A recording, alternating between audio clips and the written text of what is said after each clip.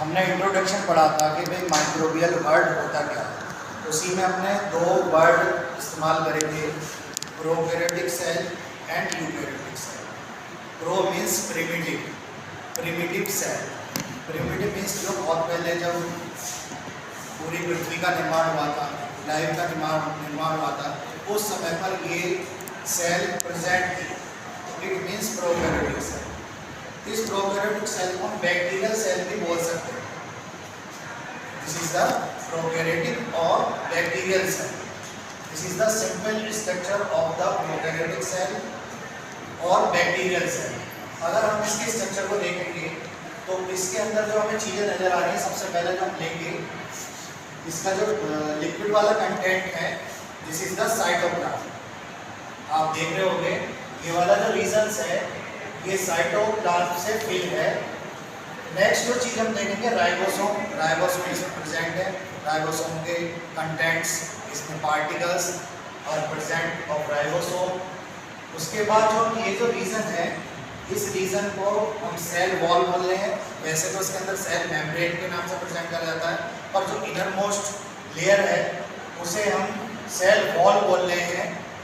सबसे लास्ट की जो लेयर है इसकी, ये वाली, ये प्लाज्मा मेम्ब्रेन कहलाएगी।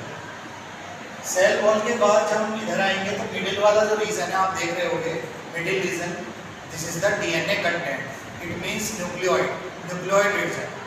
ये इसका जेनेटिक मटेरियल है। आप देख रहे होंगे इसमें कोई न्यूक्लियर मेम्ब्रेन प्रेजेंट नहीं है, जैसा कि दोनों सेलों में डिफरेंस यही था कि उसके अंदर न्यूक्लियर मेम्ब्रेन होती है यूकैरियोटिक में, जबकि प्रोकैरियोटिक में न्यूक्लियर मेम्ब्रेन एब्सेंट है। इसका डीएनए कंटेंट्स सेल के अंदर, साइटोप्लाज्म के अंदर ऐसे ही पड़ा हुआ है। इसके चारों तरफ कोई मेम्ब्रेन नहीं है। This is the genetic material of the bacterial cell और प्रोकैरियोटिक सेल, जिसे हम रिप्रेजेंट कर रहे हैं डीएनए के नाम से, डीऑक्सीराइबोन्यूक्लिक एसिड। अब अगर हम आगे चलते हैं तो इसके अंदर एक एक्स्ट्रा क्रोमोसोमल स्ट्रक्चर है जिसका नाम प्लाज्मिड बोला गया है। This is the extra chromosomal structure is called plasmid. ये भी बिहेव इसकी तरह करेगा, डीएनए की तरह बिहेव करेगा, पर इसका रोल इसके अंदर नहीं है। जब हम जेनेटिक इंजीनियरिंग या बायोटेक्नोलॉजी की स्टडी करते हैं तब इस प्लाज्मिड का रोल आता है जीन कॉलोनी के अंदर। ये ऐसी चीज़ थी कि जब हमारे साइंटिस्टों ने सेल को देखा बैक्टीरियल सेल के अंदर, तो उन्होंने डीएनए की तो खोज कर ली थी, पर जब इसे निकाल कर अलग देखा, इसका सेक्शन कटिंग करा, इसे काटा, तो काटने में दिक्कत आ रही थी। ये गोल रिंग की तरह है। This is the circular DNA.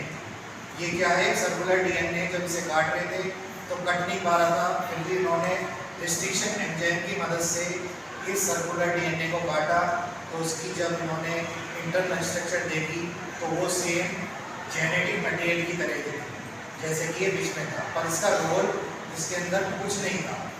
ये केवल एक सर्कुलर डीएनए के रूप में पड़ा हुआ था। इस पूरी वाल को जो हम बोल रहे हैं, इस पूरे पार्ट्स को हम कैप्सूल के नाम से इंडिकेट कर रहे हैं। इस पूरे स्ट्रक्चर को, क्योंकि ये कैप्सूल की तरह नजर आ रहा है तो उसका नाम हमने कैप्सूल रख दिया है। इंक्लूजन बॉडीज भी होती है इसके अंदर कुछ एक्स्ट्रा, तो वो इसके अंदर साइटोप्लाज्म में पड़ी रहती हैं। तो ये कुछ नाम जो थे प्रोकैरियोटिक सेल के, बैक्टीरियल सेल के, आपको मैंने आज बताए हैं। यानी बैक्टीरियल सेल क्या है? बैक्टीरियल सेल एक माइक्रो ऑर्गेनिज्म है जिसे हम प्रोकैरियोटिक के नाम से जानते हैं। ये एक सिंपल सेल है। जब पृथ्वी की शुरुआत हुई थी उस समय में भी ये प्रेजेंट थी, और ये बैक्टीरियल सेल आज भी प्रेजेंट है। ये एक बैक्टीरिया की स्ट्रक्चर है।